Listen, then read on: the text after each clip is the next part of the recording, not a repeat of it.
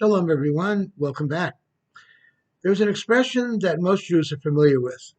Kol Yisrael Arevim Ze Laze. In other words, every single Jew is responsible for each other. And the word Arevim means literally a guarantor. When you take out a loan and you need someone to guarantee the loan, that you say that that person will be in charge of the loan, that if you default, we can go to that person to collect. An Orev is someone usually who's in a better shape than the person who takes out the loan. For example, a poor person cannot guarantee a loan for a wealthier person, because if they're going to come to the poor person, they're going to say, the rich person defaulted, the poor person would not be able to pay it. But usually a rich person is in a better position to be an Orev than a poor person. And indeed, every single Jew is considered an Orev. That means that every single Jew is in a good position to guarantee the Torah for every other Jew. That means that Jewish people are responsible to make sure that other people keep the Torah as well before God. We're familiar with the famous story about how God came to the Jewish people and said, "How do I know you're going to keep the Torah?" And the Jewish people said, "Well, what about our old people? They'll guarantee." And God said, "No, that's not a good one. What about our rabbis? Will they guarantee the Torah? No, that's not a good idea." Finally, the Jewish people said, "You know what? Our children, Banenu Arevim Banenu, our children will guarantee that we will keep the Torah."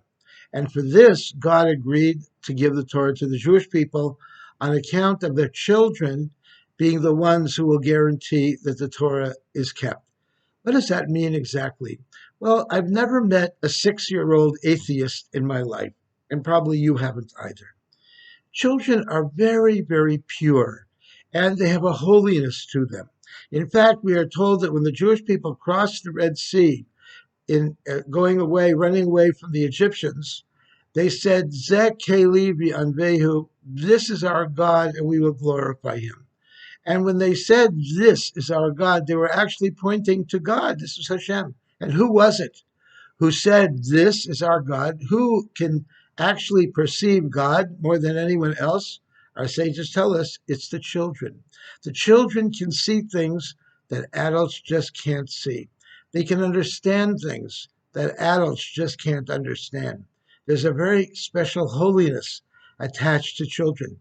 That's why it's so important that children have a good Jewish education and children are raised well so that they turn out to be the very best that is possible, the very, very best.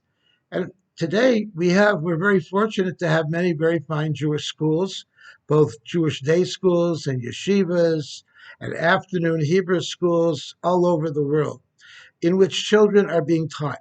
It's so important that children be taught by God-fearing people, by people who themselves are observant Jews and who themselves can serve as a good example for other people as well. And let me tell you an interesting story. When I was a youngster, I attended an afternoon Hebrew school in Toronto. And I was very interested in what I was learning. Perhaps in those days also it was destined that I was going to be a rabbi. And I started keeping Shabbos at a very young age, perhaps 10, 11 years old. I started going to shul and enjoying going to shul and love what I was learning about and so on. One day I was walking to shul and I happened to see my Hebrew school teacher who was out mowing his lawn on Shabbos. Yes, he was my Hebrew school teacher. And he was an Israeli chap, a nice fellow. He knew a lot. But I saw that he was mowing his lawn on Shabbos. And I said to him, "Sir, why are you mowing your lawn on Shabbos? It's Shabbos. You shouldn't be doing that." And he looked at me and said, "Well, I am not so religious. I don't do all of that." And it bothered me. First, he wasn't going to shul. Second of all, he was violating Shabbos. Third of all, he was my teacher. What kind of example was that?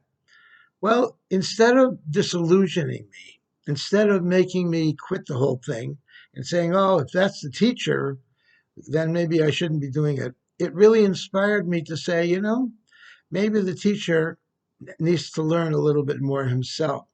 And I grew up, and of course, I became a rabbi myself. And it instilled in me the importance of making sure that our teachers themselves are Yirei Shemayim. Make sure that our teachers themselves are observant. And therefore, we make sure that the schools, the Jewish schools that we send our children to, are schools that teach Al Taharas HaKodesh in a holy, pure way by teachers who themselves are observant. That's why we are very proud that Chabad has schools all over the world.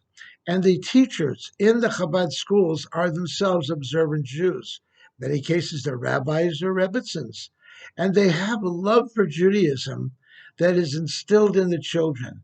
And we see this in the children that graduate or even attend a few years of a good Chabad day school or yeshiva or even afternoon school, or even once a week on a Sunday morning, that the values and the love for Judaism that these teachers instill on the children will stay with them for the rest of their life.